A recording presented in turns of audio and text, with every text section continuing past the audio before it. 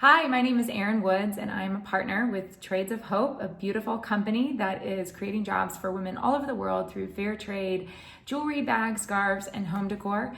As a partner, I am the storyteller behind beautiful products and creating that sustainable business, that fair trade job for predominantly women all over the world to support their families.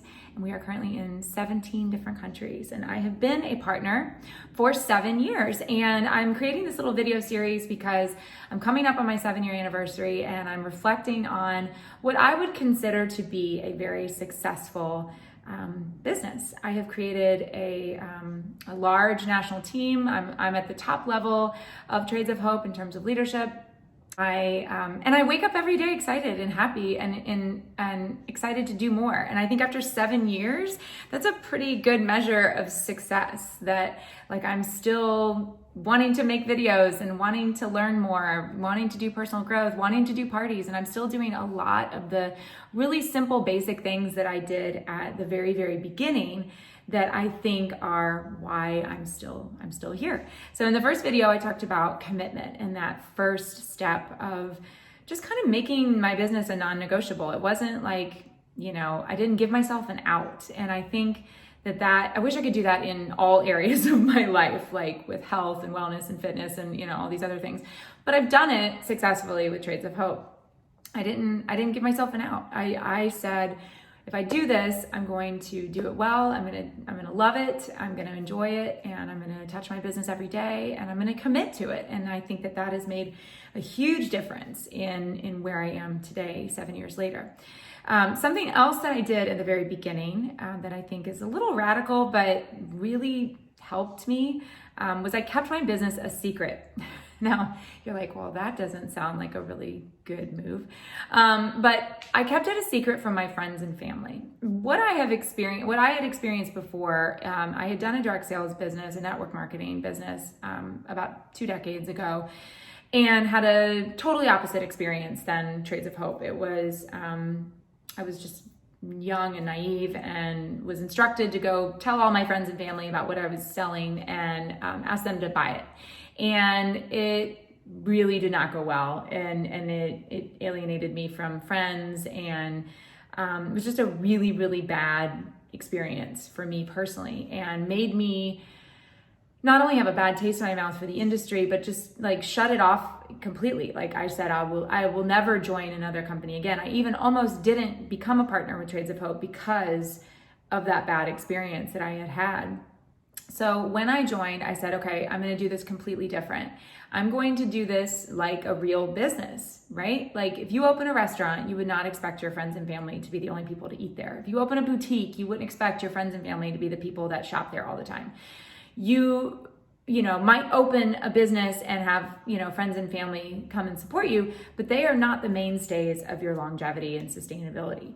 And I knew that. And so I kind of went to the extreme of that and said, I'm not even going to tell them what I'm doing. I'm not going to ask them to support me. I'm going to prove myself as, with this new business and find real customers who only know me as a Trades of Hope partner. Erin Woods, Trades of Hope partner. Yes, she's the girl that I get my fair trade jewelry from. I wanted to be that. I wanted to build a real customer base. And so I knew that this would be a little bit more of a challenging route, but I also knew that it would be a better route for me long term. And I've seen so many women get burned out on their circles in direct sales businesses that I'm like, if everybody could do it this way, like it probably would change the entire industry. But it just takes a little bit of patience, a little bit of time, and a little bit of innovation. Because you're thinking, well, if you don't tell your friends and family, then who do you start with? If you don't start with the people that you know, well, then who do you start with? Well, you know a lot of people other than like your close friends and your close family. First of all, you have acquaintances. So, everybody, when you start, you're doing that frank list, right? That friends, relatives, acquaintances, neighbors, kid contacts, that's like coaches and, that kind of thing. So when you look at a frank list, or when I look at a frank list, when I first started, I was right in on acquaintances. So I really started with not my A circle people, not even really B circle, but like the people that were like friends of friends, or people that I didn't work side by side with in my teaching job. People that I knew, but weren't really close with, and knew that they probably had other, lots of friends that I didn't know at all. So I looked at that acquaintances as like my first focus. And then the other thing that I did was I went to a small business vendor event.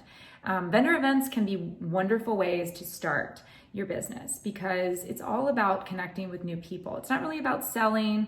It's really about finding your first hostesses, your first customers, your first people that you can start putting into your list of your customer base. And so I met a woman at this little small business vendor event that was just organized by one of my neighbors. We did it in our neighborhood clubhouse. But she really loved Trades of Hope. She wanted to host a party. So she became my first hostess and had a nice little party for me. My very first home party with Trades of Hope had like 10 people. And I think I booked 2 or 3 parties from that party. And that just started my business. Then I got into this rhythm of, these new networks of women. Every woman is, surrounded by a community of women, right? Like we are good connectors, most women. And so, that's why home parties work, is because women, when you find out about something good, you share it with your friends. And so I really just trusted that process and found that my entire first year with Trades of Hope, I was able to do parties with brand new people that I had never met or that I met through that first initial hostess that just became friends of friends and their friends and their friends. I had a party with a couple of acquaintances and met new people and booked parties from those parties. And then my mom did host a party my very first year, but I told her she didn't have to. And it was wonderful. So I had a successful first year of really building a customer base, of getting momentum going. And I never had to directly ask a friend or a family member to host a party for me. It was wonderful. So then after a year, I felt like, okay, this is something that I've really committed to. I've proven, I'd committed to it, but I had proven that it was something that was, it wasn't going away. It wasn't like this new thing that I had just signed up for anymore. It was a year into it. I had actually at that point was planning to go on a vision trip to Haiti. So I had my first anniversary party with Trades of Hope, and I joked that it was my coming out party, and I invited friends and family. And what's awesome is that I had friends and family who were really excited to support me at that point. And so in my second year, I actually did quite a few parties with friends and family, which I don't like as much. I actually like just being the Trades of Hope person. But then I had friends and family who didn't come to that party. And it was okay. And it didn't change our relationship in any way. It was just like they weren't really interested in that part of my life, which was fine.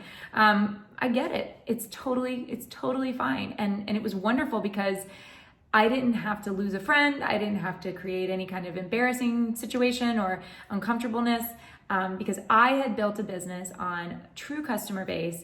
And that really was one of the best decisions that I ever made. So like I said, it's a little radical, but if you can pull that off, it creates such a beautiful sustainability in your business.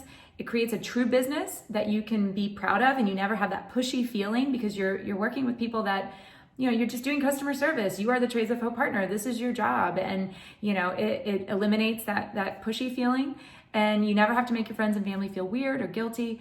And it just creates this wonderful flow to your business. And I am so grateful that was the approach that I took in my first year.